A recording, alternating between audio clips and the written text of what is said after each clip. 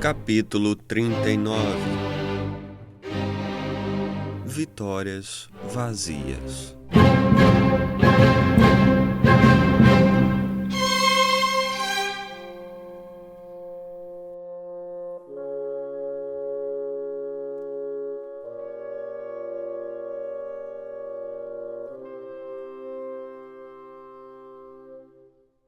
Napoleão chegou a Dresden nas primeiras horas de 14 de dezembro de 1812 e foi diretamente aos aposentos do embaixador francês. Ditou cartas a seus aliados alemães e enviou um oficial ao Palácio Real para convocar o rei da Saxônia. Frederico Augusto se vestiu às pressas e chegou de liteira à casa do embaixador francês. Napoleão, que tinha conseguido dormir por 1 hora, estava sentado na cama. Ele tranquilizou o perplexo rei, dizendo que voltaria na primavera com um novo exército e lhe pediu que convocasse novos soldados. Ele também pegou uma confortável carruagem emprestada, na qual retomou sua viagem, parando apenas para trocar os cavalos. Em algumas paradas, Napoleão nem sequer descia da carruagem. Em Weimar, ele se debruçou na janela para pedir a alguém que transmitisse seus respeitos ao Monsieur Gott. Em Verdun, comprou amêndoas açucaradas, a especialidade da região, para Maria Luísa, dizendo que não se podia voltar sem um presente para a amada. Perguntou à criada se ela tinha namorado e, ao ouvir um sim como resposta, quis saber qual seria o valor de um dote respeitável na região, prometendo mandar a soma assim que chegasse a Paris. 4 dias depois de sair de Dresden, sua carruagem rumava para as Tulherias. Faltavam poucos minutos para a meia-noite, e embora estivesse sem se barbear e praticamente irreconhecível com o sobretudo e o barrete, ele marchou até o apartamento de Maria Luísa, que se preparava para dormir. Antes de permitir que Caulaincourt fosse para casa descansar, Napoleão ordenou-lhe que fosse ver Cambacérès para informar seu retorno e mandar que ele anunciasse que haveria um lever regular pela manhã. O 29º boletim tinha sido publicado 3 dias antes. Por mais de uma década, esses informes só falavam de marés de vitórias, e a população ficou chocada ao ler a admissão de um fracasso. Antes que eles pudessem se recuperar do choque ou começar a tirar conclusões, na manhã de 19 de dezembro, o canhão dos Invalides avisou-os com uma saudação imperial do retorno de Napoleão. O mestre havia voltado, comportando-se como se os eventos dos últimos meses não passassem de uma pequena dificuldade. Estou muito feliz com o ânimo da nação, escreveu para Murat, endereçando a carta a Vilna. Mas no momento em que ele escrevia, Vilna estava nas mãos dos russos e Kutuzov ia a um evento de gala no teatro, organizado em sua homenagem pelos nervosos habitantes locais. Ao deixar a Grande Armée, Napoleão calculou com otimismo que ainda tinha cerca de 150.000 homens protegendo o muro oriental de seu império, com 60.000 sob Murat em Vilna, 25.000 com MacDonald ao norte, 30.000 aliados austríacos ao sul, sob Schwarzenberg. Os corpos de exército de Poniatowski e o que sobrara do contingente saxão cobrindo Varsóvia, e mais de 25.000 homens em contingentes de reserva ou fortalezas, desde Danzig, no Báltico, até Zamość. Ele tinha confiança de que conseguiria reunir 350.000 homens e sair em sua ajuda na primavera. O feroz Murat era magnífico quando recebia uma tarefa difícil no campo de batalha, mas como Berthier ressaltou, o rei de Nápoles é, em todos os quesitos, o menos capaz dos homens para comandar algo. Ele não tinha conseguido manter o controle de Vilna, declarando a Berthier, antes de partir, que não iria se deixar ser sitiado naquele, entre aspas, pinico. A confusão que resultou disso impediu uma evacuação ordeira, mesmo no que dizia respeito às unidades ainda capazes de agir, e alguns dias depois, foram pouco mais de 10.000 os homens que voltaram a atravessar o Niêmen. Por motivos políticos, era conveniente manter a aliança com o rei de Nápoles. Por isso, ao invés de repreendê-lo, Napoleão enviou um bilhete amistoso dizendo que o ânimo em Paris era positivo e que havia reforços a caminho. Napoleão dizia a todos que o resultado da campanha se deveu a fatores não militares. Minhas perdas são substanciais, mas o inimigo não pode levar crédito por elas. Ele disse em uma carta para o rei da Dinamarca. As perdas eram mais do que substanciais, já que 400.000 soldados franceses ou aliados tinham perecido ou desaparecido durante a campanha, menos de um quarto deles como baixas de combates. Dentre esses estavam alguns dos mais experientes soldados, espiões e oficiais, a coluna vertebral do exército, sem a qual seria difícil reconstruir um novo exército.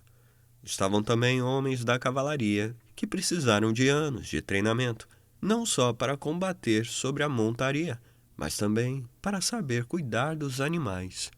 Seriam necessários anos para substituir os mais de 100.000 cavalos, além das centenas de milhares de mosquetes e espadas, sem falar nos canhões, carruagens armadas, carroças de munições e na vasta quantidade de rédeas e outros equipamentos essenciais. As perdas não pararam aí.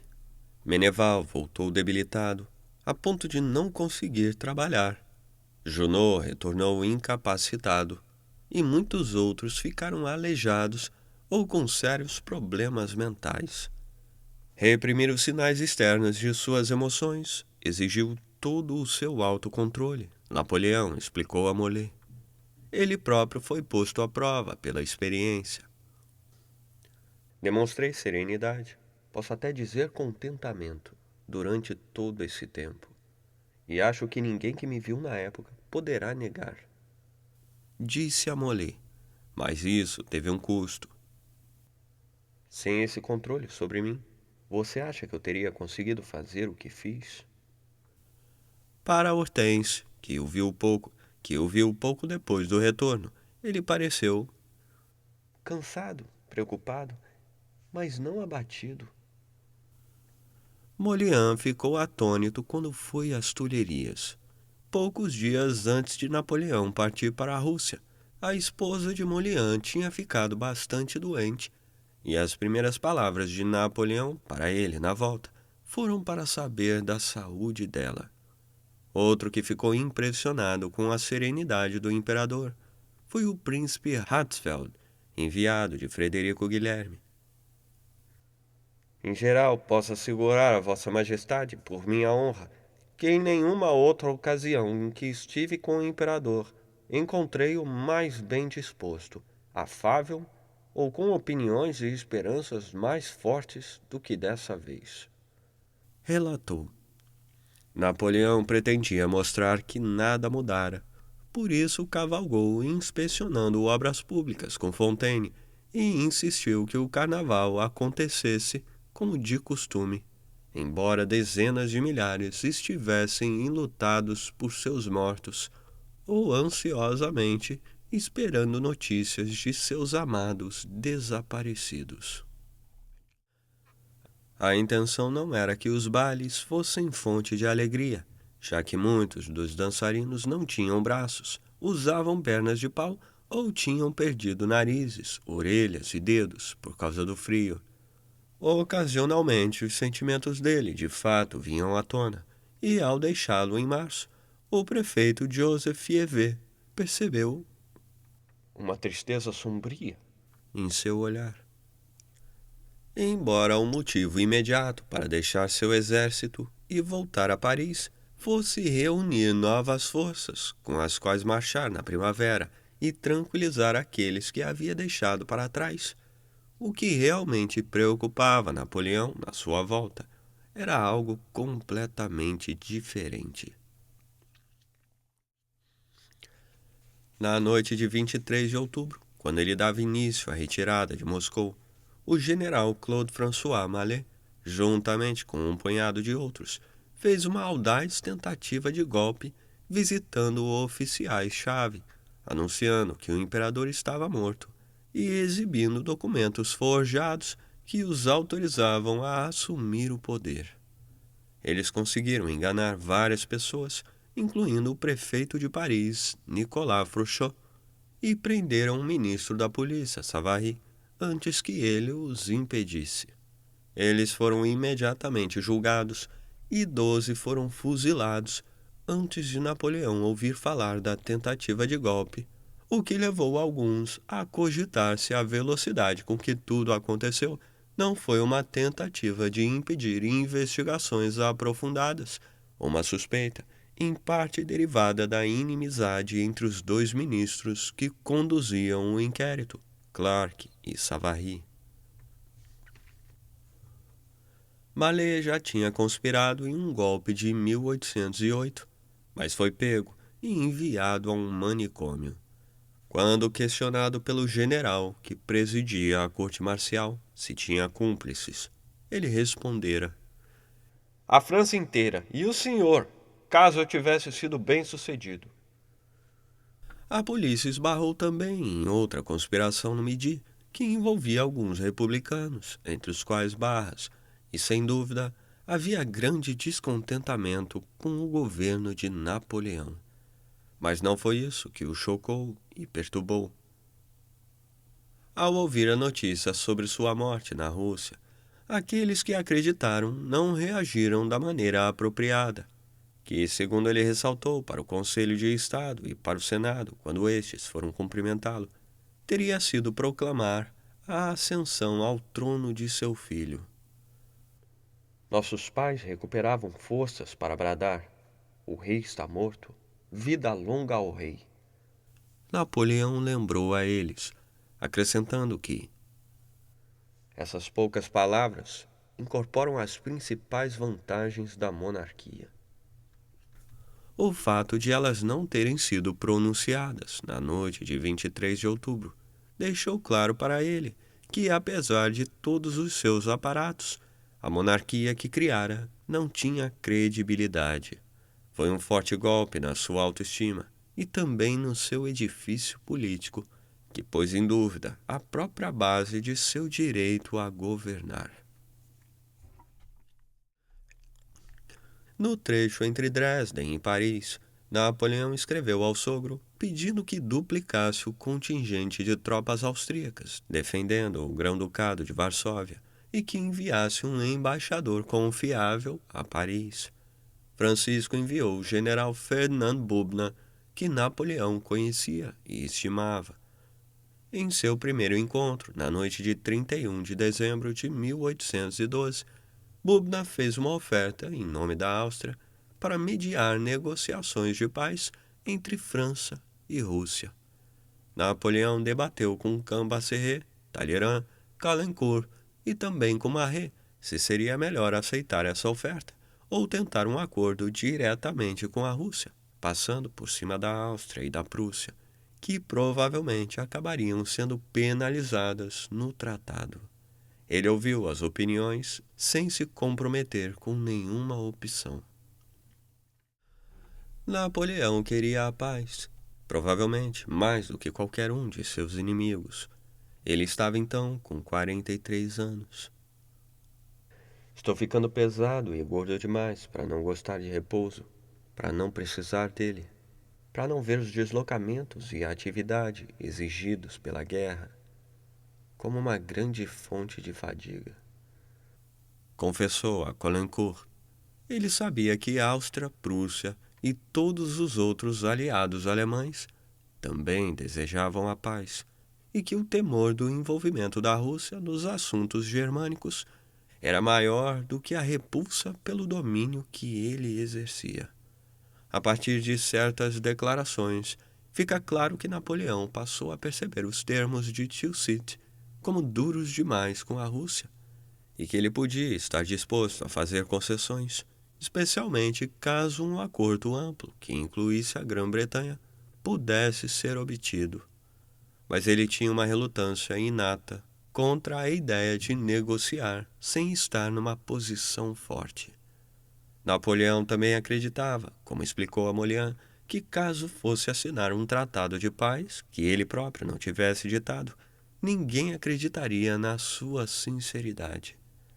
Talvez mais importante, ele sentia a necessidade de restabelecer suas credenciais como governante, colocadas em questão pelo caso Mallet, e como ele acreditava que essas credenciais se baseavam na glória militar. O único modo de fazer isso era restabelecer sua reputação como general. O Senado concordou com a convocação de 350 mil novos soldados, 150 mil dos quais deveriam ser conscritos antes de completar a idade mínima, em 1814, outros 100 mil que podiam ter sido convocados em anos anteriores, mas não foram, e mais 100 mil das fileiras da Guarda Nacional. No fim das contas, não mais de 2/3 desse total entrariam verdadeiramente para as fileiras, muitos deles de qualidade duvidosa. Nem todos puderam receber uniformes e armas, e apesar de um enorme esforço, só 29 mil cavalos foram encontrados, o que não atenderia às necessidades da cavalaria, da artilharia e de transporte. A melhora da situação na Espanha permitiu que Napoleão retirasse 4 regimentos da guarda, a gendarmeria montada e parte da cavalaria polonesa da península. Tudo está em andamento. Napoleão escreveu para Berthier, em 9 de janeiro de 1813. Nada falta, nem homens, nem dinheiro, nem vontade. Ele parece ter recebido mais compaixão do que culpa pelo que aconteceu na Rússia, e ganhou muitos sinais de apoio. Nem todos eram muito úteis. Louis, que acabara de publicar um romance tolo chamado Marie, ou Le Peine de l'amour, escreveu ao irmão de seu retiro em Graz, se oferecendo para voltar à Holanda e estimular os holandeses. Lucian, que se estabelecera na Inglaterra para escrever uma nova versão da Odisseia, abordou Castlereagh com uma proposta de mediar uma aliança entre a Grã-Bretanha e Joseph na Espanha. Jerome havia passado o tempo desde que deixara Napoleão na Rússia com suas 3 amantes e, em novembro, inaugurou uma estátua de 3 metros dele mesmo na Place Royale de Cassel. A percepção de que a França corria perigo ajudou na mobilização.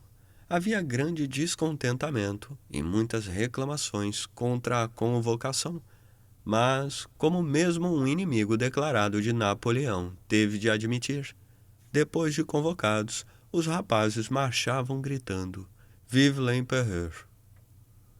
Os conscritos, conhecidos como Les Marie-Louise, Maria Luísa assinou o decreto durante a ausência de Napoleão, recebiam um uniforme simplificado, com calças em vez de calções e sem colete.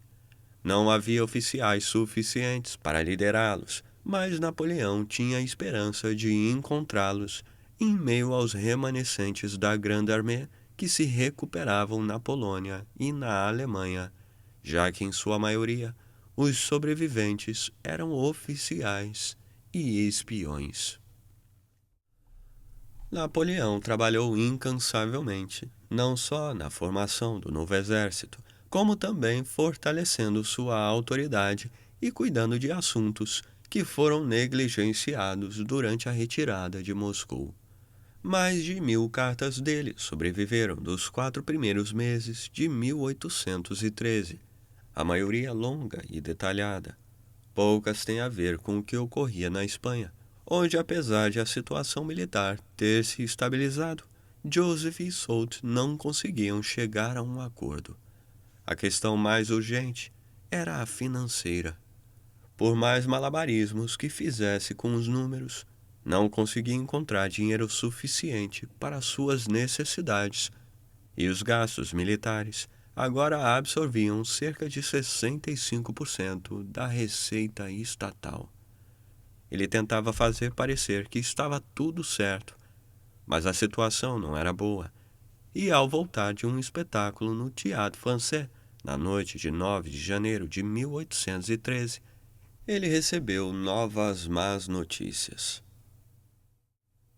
Em 30 de dezembro de 1812, o general Yorck von Wartenburg, comandante das forças prussianas na Grande Armée, se desligou das unidades francesas e assinou sua aliança com a Rússia.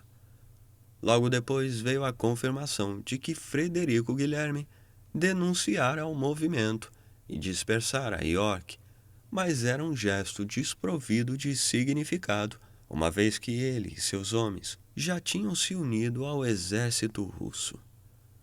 Frederico Guilherme estava numa posição nada invejável.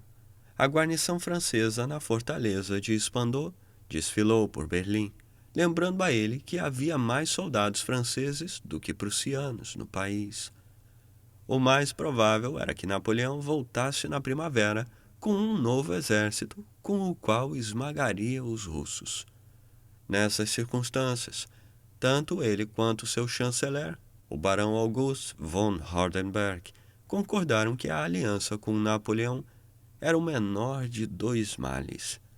Ele enviou o príncipe Hatzfeld a Paris com a proposta de uma aliança mais próxima contra a Rússia, que seria selada pelo casamento do príncipe herdeiro prussiano com uma princesa da casa dos Bonaparte. Mas Napoleão não pretendia criar vínculos com a Prússia. Ele acreditava que seu sogro, o imperador Francisco, fosse ficar a seu lado. Napoleão estava tão apaixonado por Maria Luísa e pelo filho, que presumiu que Francisco compartilhasse dos sentimentos por sua filha favorita e pelo neto. Nossa aliança com a França é tão necessária que, se fosse rompida hoje, proporíamos seu restabelecimento amanhã com as mesmas condições. Metternich havia dito ao embaixador de Napoleão em Viena, explicando que apenas a França podia se contrapor à ameaça representada pela Rússia. Kutuzov e a maioria dos oficiais de alta patente russos eram contra levar a guerra para a Alemanha, e a maior parte dos russos em torno do Tsar achava que a Rússia devia apenas tomar a área oriental da Prússia e grande parte da Polônia, o que significaria algum ganho territorial e uma fronteira ocidental defensável. Mas Alexandre havia sentido um despertar espiritual e passou a se ver como um instrumento do Todo-Poderoso destinado a libertar a Europa do espírito da impiedade, do qual Napoleão era o epítome. Ele fez pressão, ocupando o leste da Prússia e o Grão-Ducado de Varsóvia, levando em seu rastro um bando de nacionalistas alemães que pretendiam fazer toda a Alemanha se levantar contra Napoleão. Na ausência de qualquer incentivo da parte de Napoleão, e como a maioria de seu exército a essa altura operava contrariando suas ordens, Frederico Guilherme foi obrigado a aceitar a oferta de Alexandre e, em 16 de março, declarou guerra à França. Os dois monarcas acompanharam isso com uma proclamação que convocava alemães de toda a parte a se erguerem e a ajudar a derrubar a Confederação do Reno, alertando também os governantes alemães desses territórios de que, caso não se unissem a essa empreitada, perderiam seus tronos. Ninguém ficou mais alarmado que Metternich. Embora ele e Francisco estivessem ansiosos para excluir a influência francesa na Alemanha, ambos não gostariam de ver isso substituído por uma hegemonia russa, e a proclamação ameaçava despertar paixões revolucionárias e nacionalistas que podiam minar o Estado, governado pelos Habsburgo. Embora Metternich tenha lamentado a abolição do Sacro Império Romano, ele conseguia compreender a utilidade da Confederação do Reno e não concordava que fosse preciso se livrar de Napoleão a todo custo. Metternich esperava que a campanha russa tivesse tornado Napoleão sóbrio o suficiente para perceber que sua melhor opção era a paz, uma paz que Metternich negociaria com vantagens para a Áustria. Em primeiro lugar, ele precisava tirar a Áustria da aliança com a França. Só então podia colocar a Áustria no papel de negociador honesto e impedir a possibilidade de que a Rússia e a França chegassem a um acordo passando por cima dele. Para fortalecer sua posição, determinou a mobilização das forças armadas austríacas. Metternich vinha se comunicando secretamente com a corte russa desde o ano anterior, e embora tenha enviado forças austríacas à Rússia, como parte da força invasora de Napoleão, instruiu seu comandante Schwarzenberg a evitar o combate. Quando os russos começaram a avançar, este recuou para a Polônia e, em janeiro de 1813, começou a evacuar o Grão-Ducado de Varsóvia, que ele supostamente deveria defender junto com o exército polonês de Poniatowski. Schwarzenberg assinou uma convenção secreta com os russos e saiu do caminho deles, forçando Poniatowski a recuar, abrindo a Polônia e a estrada rumo ao oeste para os russos. Metternich também queria envolver a Grã-Bretanha e, em fevereiro de 1813, despachou um funcionário a Londres para sondar o gabinete britânico se eles concordariam em participar das negociações com mediação austríaca. Desde o casamento de Maria Luísa com Napoleão, Londres enxergava a Áustria como um aliado próximo da França, e o movimento de Metternich foi entendido como uma espécie de intriga. O que nem Metternich nem Napoleão perceberam foi que Alexandre estava imbuído do espírito de uma missão. Ele nem pensava em negociar, e suas tropas se movimentavam. Antes de poder marchar para enfrentá-los, Napoleão precisava preparar o terreno em casa. Na abertura de uma nova sessão da Assembleia Legislativa, ele deixou atônitos seus membros com um discurso extraordinário, afirmando haver triunfado sobre todos os obstáculos durante a última campanha russa. Garantiu querer a paz e que faria tudo para promovê-la, mas que jamais assinaria uma paz desonrosa. Pintou um retrato tranquilizador da situação. A dinastia Bonaparte estava assegurada na Espanha e não havia nada de alarmante na situação na Alemanha. Estou satisfeito com a conduta de todos os meus aliados, afirmou. Não abandonarei nenhum deles. Vou defender a integridade de seus territórios. Os russos serão forçados a voltar para o seu clima horroroso. Além disso, nomeou uma dúzia de novos membros, completamente leais a ele, para ficar de olho nos demais. Tendo aceitado finalmente que o modo como tratava o Papa afastava as pessoas em toda a Europa e prejudicava sua situação na França, em 19 de janeiro, Napoleão foi a Fontainebleau, onde o pontífice estava confinado. Depois de um encontro preliminar em que ambos os lados disseram ter boas intenções, ele voltou em 25 de fevereiro, com um protocolo que equivalia à admissão de erro, cujos detalhes deviam ser decididos posteriormente. O Papa estava doente e não tinha condições de resistir, por isso concordou. Napoleão imediatamente anunciou que uma nova concordata fora assinada.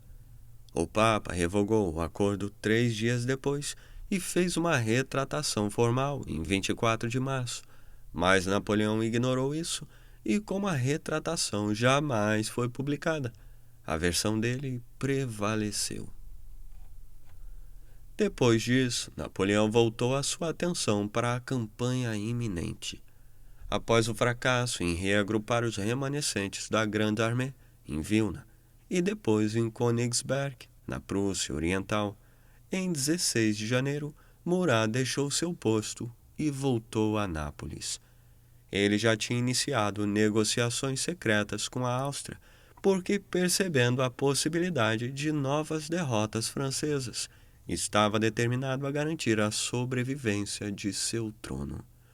Quando Davout tentou impedi-lo, lembrando que ele só tinha conquistado o trono pela graça de Napoleão e pelo sangue francês, Murat respondeu que era rei pela graça de Deus. Eugênie, que havia assumido em seu lugar, conseguiu estabilizar um fronte ao longo do Vístula, mas gradualmente foi forçado a recuar para o Oder e depois para o Elba, deixando para trás guarnições francesas como Danzig, Modlin e Magdeburgo. Elas seriam úteis para Napoleão, que planejava levar forças francesas de volta para atravessar o Iêmen e entrar na Rússia. Em 11 de março, ele esboçou um plano ousado para passar rapidamente por Berlim e Danzig e entrar na Polônia. De Cracóvia, apoiado pelos austríacos, Poniatowski atacaria pelo norte e interromperia as linhas de comunicações dos russos. Esses planos foram desfeitos, mas a confiança de Napoleão não foi abalada quando, em 27 de março, o embaixador prussiano em Paris anunciou a declaração de guerra contra a França. A reação de Napoleão foi instruir seu embaixador em Viena, Narbonne, a oferecer à Áustria a província prussiana da Silésia, que os prussianos haviam capturado da Áustria em 1745, como prêmio, caso o governo de Viena mantivesse sua aliança com os franceses. Metternich podia passar sem a Silésia e não pretendia entrar na guerra ao lado da França. Para convencer Napoleão a negociar, enviou Schwarzenberg a Paris com instruções para deixar claro que, embora apoiasse a França na busca por uma paz justa, a Áustria não se sentia obrigada a fazer isso incondicionalmente e que o casamento de Napoleão com Maria Luísa não garantia nada.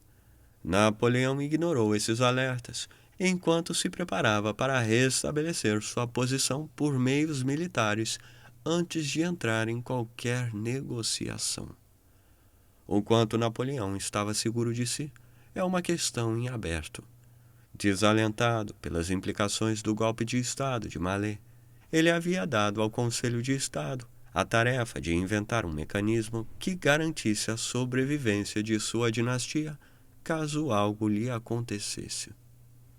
Em função disso, um Senatus Consulte de 5 de fevereiro de 1813 deu a Maria Luísa o status de regente em nome do rei de Roma, com um conselho de regência, composto pelas principais autoridades do império. Schwarzenberg, que teve uma longa conversa com Napoleão em Saint-Cloud em 13 de abril, achou-o menos beligerante do que no passado e genuinamente interessado em evitar a guerra. A linguagem dele era menos peremptória e, assim como todo o seu comportamento, menos autoconfiante.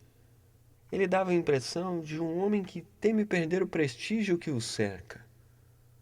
E seus olhos pareciam me perguntar se eu ainda via nele o mesmo homem de antes. 36 horas depois, Napoleão partiu para o exército, que encontrou em Erfurt em 25 de abril. Ele esperava derrotar os russos e os prussianos antes de ter de negociar com a Áustria. Instruiu Maria Luísa a impedir que seu pai fizesse um movimento prematuro. Escreva ao papai François uma vez por semana. Ele escreveu a ela de Mainz. Informe-o da situação militar e o assegure da minha estima por ele. Alexandre e Frederico Guilherme já tinham tomado a ofensiva, com o exército prussiano sob comando do general Gebhard Blücher na vanguarda. Eles invadiram a Saxônia, denunciando seu rei como um instrumento de Napoleão e traidor de sua causa. Como pretendia manter as províncias prussianas que antes pertenceram à Polônia, Alexandre havia prometido compensar Frederico Guilherme com equivalentes territoriais às custas da Saxônia. Portanto, ambos tinham esperanças de que Frederico Augusto não se declarasse a favor dos aliados. Frederico Augusto era um raro monarca europeu, com senso de honra e genuinamente ligado a Napoleão. Estava não só sem disposição de acabar com a aliança, como também tinha medo de fazer esse rompimento.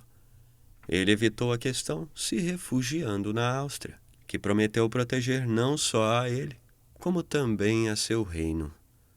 Pouco depois de ele deixar sua capital, Dresden foi ocupada por Alexandre e Frederico Guilherme, que marcharam à frente de suas tropas, cerca de 100.000 russos e prussianos, comandados pelo general russo Wittgenstein e pelo prussiano Blücher.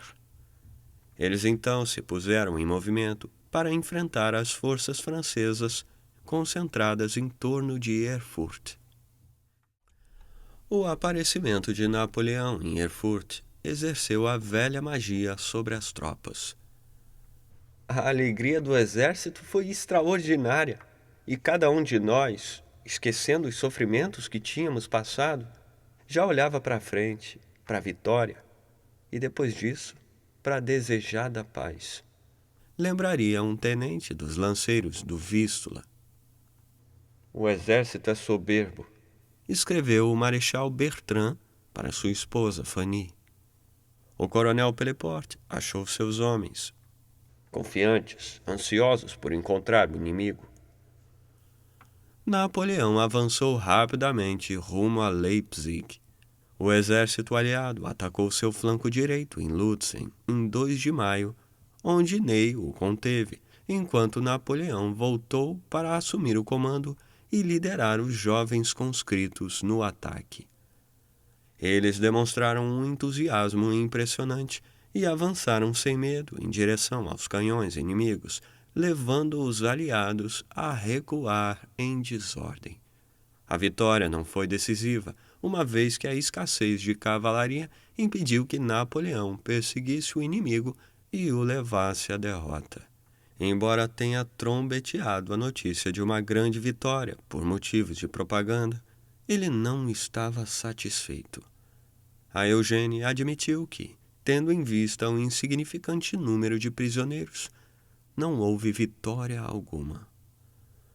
Alexandre, que esteve presente junto com Frederico Guilherme, desdenhou da derrota, mas o exército aliado perdeu o ânimo. Os prussianos haviam sofrido pesadas baixas e houve recriminações de ambas as partes, com os prussianos culpando os russos por não se manterem firmes e vice-versa. Embora a retirada tenha sido ordeira, Alexandre e Frederico Guilherme precisaram abandonar Dresden e se refugiar na Silésia. O rei da Saxônia foi às pressas para sua capital para saudar Napoleão. Voltei a ser senhor da Europa, Napoleão declarou a Duroc. Metternich presumiu que a derrota iria tornar os aliados mais moderados e fazer com que percebessem que precisavam do apoio da Áustria, embora sua natureza limitada não tivesse dado a Napoleão confiança suficiente para torná-lo intransigente. Isso aumentou as esperanças do chanceler austríaco, mas este acreditava que o único jeito de convencer Napoleão a concordar com uma negociação era sugerir que ele só teria de fazer pequenas concessões para obter a paz. Narbonne presumiu corretamente que Metternich esperava levar Napoleão a concordar com as negociações em princípio e depois começar a tornar mais exigentes seus termos, forçando-o assim a aceitá-los ou a interromper as negociações, o que permitiria à Áustria declarar nula a aliança. Percebendo que não estava chegando a lugar algum com Narbonne, Metternich resolveu falar com Napoleão por meio de Bubna. Napoleão fortificou Dresden, que ele pretendia usar como base para lançar o ataque contra as forças aliadas que convergiam para o Elba. Desejando se livrar da etiqueta, não ficou no Palácio Real, mas no Palácio Marcolini, com seus imensos jardins nas proximidades da cidade. Ali ele podia se comportar como se estivesse em campanha, trabalhando e descansando em um ritmo determinado pelas demandas da guerra e da democracia. Um estafete diário de Paris trazia notícias de tudo o que estava acontecendo, não só na capital, mas em todo o seu reino. Agentes de toda a Alemanha relatavam os eventos e o moral. Bubna chegou em 16 de maio, com as bases sugeridas por Metternich para a negociação. Napoleão deveria abrir mão do Grão-Ducado de Varsóvia, ceder território alemão a leste do Reno e devolver a Ilíria para a Áustria. A conversa rapidamente se transformou numa arenga, com Napoleão acusando a Áustria de jogo duplo, de fazer uma armação e de negociar com os inimigos da França, ao mesmo tempo que fingia permanecer sua aliada. Ele ressaltou que a retirada de Schwarzenberg da Polônia foi uma traição da aliança entre eles. No último encontro em Paris, Schwarzenberg jurou que as forças auxiliares austríacas, de 30.000 homens, continuavam à disposição dele, mas recuou quando os russos apareceram. Quanto às bases sugeridas para a negociação, Napoleão declarou que eram a um só tempo ofensivas e, obviamente, mínimas demais para satisfazer seus inimigos. Narbonne o alertara de que havia uma conexão subterrânea entre Viena e o quartel-general russo, e ele percebeu que estavam preparando uma armadilha.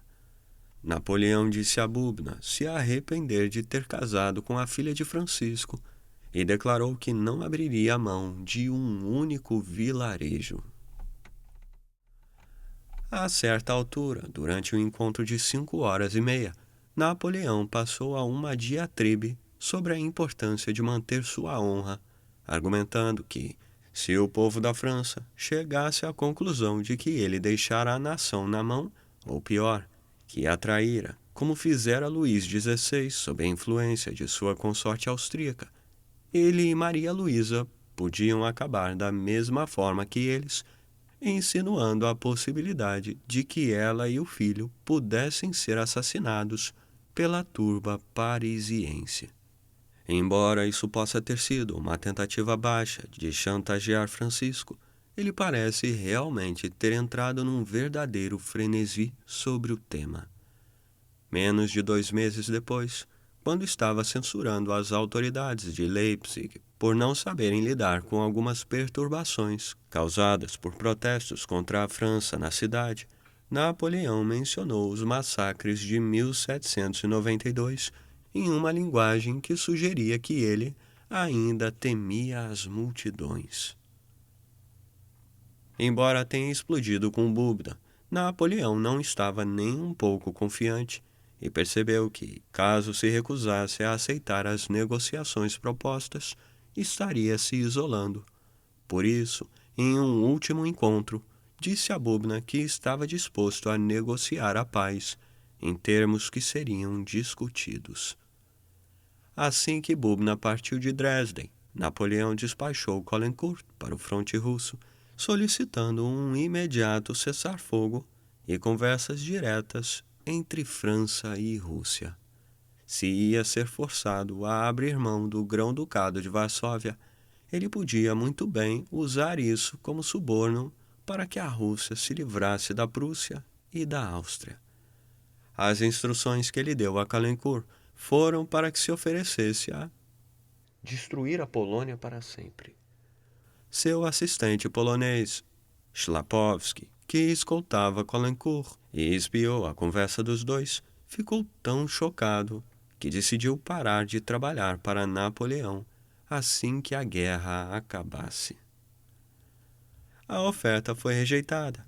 Por isso, em 20 de maio, Napoleão atacou novamente. Contornou o flanco das novas posições ofensivas dos aliados atrás do rio Spree, em torno de Bautzen, forçando-os a abandonar o campo e a bater em retirada. Se Ney não tivesse gastado 1 hora se posicionando na retaguarda aliada, o exército deles teria sido praticamente aniquilado. Mais uma vez, Napoleão demonstrou que seguia sendo o maior general da Europa. A segurança de seu toque impressionou a todos, assim como sua decisão de tirar uma soneca de 2 horas durante a batalha. Embalado pelo som da artilharia e dos mosquetes, o imperador se deitou sobre uma capa jogada no chão e deu ordens para que só o acordassem dali a 2 horas. E com a maior calma, foi dormir diante de nós. Observou um de seus assistentes. Ele não acordou nem quando uma granada caiu perto e explodiu. Embora a escassez de cavalaria mais uma vez o tenha impedido de explorar sua vitória, o moral do lado aliado despencou enquanto os russos e os prussianos caminhavam de volta para a Silésia. O exército russo, que em algumas unidades contava com apenas 1/4 de sua força nominal, e estava em más condições. A soldadesca, na maior parte convocada em 1812 para resistir a uma invasão estrangeira, havia recebido a promessa de voltar para casa assim que a pátria fosse libertada. Somente oficiais de baixa patente, ávidos por glória e promoção, desejavam levar a guerra para a Alemanha. Os demais acreditavam que a conquista da Polônia era prêmio suficiente. As tensões cresciam entre eles e seus aliados prussianos, e houve casos em que comandantes se recusaram a cumprir ordens dadas por superiores aliados. Caso Napoleão continuasse com seu avanço, os russos seriam forçados a recuar para a Polônia, ao passo que as forças prussianas teriam de recuar para o norte, já que Oudinot, operando o flanco esquerdo de Napoleão, ameaçava Berlim. Isso dividiria o exército aliado em 2, tornando mais fácil para Napoleão derrotar suas metades separadamente. Embora as linhas francesas de comunicação fossem estendidas por um avanço como esse, isso seria compensado pelas tropas que Napoleão iria libertar das fortalezas na Polônia. O moral no exército russo podia despencar de vez. A retirada também reduziria o entusiasmo dos nacionalistas alemães. Àquela altura, já era frustrante a quantidade de voluntários que se apresentavam para combater pela libertação da Alemanha. Recrutar soldados se revelava uma tarefa difícil, e as deserções aumentavam, mesmo entre os oficiais. Mas Napoleão estava preocupado com a situação de suas próprias forças. As perdas francesas tinham sido pesadas. A escassez de cavalaria restringia as atividades de reconhecimento e a perseguição ao inimigo. A falta de animais de tiro significava a escassez de alimentos e de suprimentos. Para piorar, a primavera de 1813 foi extraordinariamente fria e úmida. Os índices de deserção aumentaram, especialmente entre os aliados germânicos de Napoleão. A maior parte de seus marechais achava que era hora de parar. Que guerra! Augereau reclamou. Já chega para todos nós. Em um nível mais pessoal, Napoleão ficou profundamente triste com a morte durante os primeiros tiros da Batalha de Lutzen, do Marechal Bessieres, um de seus comandantes mais leais e mais capazes. Ele ficou profundamente abalado quando, 3 semanas depois, seu velho amigo do rock foi morto em Bautzen. Napoleão se sentou ao lado da cama dele por horas naquela noite, até do rock dar seu último suspiro. Essas 2 mortes fizeram ressurgir o murmúrio no exército de que Napoleão perdera sua estrela ao se divorciar de Josefina. Quando isso tudo vai acabar? Quando o imperador vai parar? Precisamos da paz a qualquer custo. Era um refrão comum. Em vez de perseguir os aliados, Napoleão decidiu fazer uma pausa e esperar por reforços. Por isso, mandou um enviado ao quartel-general aliado com a oferta de um armistício de 7 semanas. A oferta foi aceita com avidez, e o armistício foi concluído em Pleaswitz em 4 de junho. O armistício Nos salvou e o condenou. nas palavras de um general russo. Hardenberg concordou. Não só Napoleão salvou os aliados de uma derrota quase certa, mas também abriu mão da iniciativa que jamais voltaria a recuperar.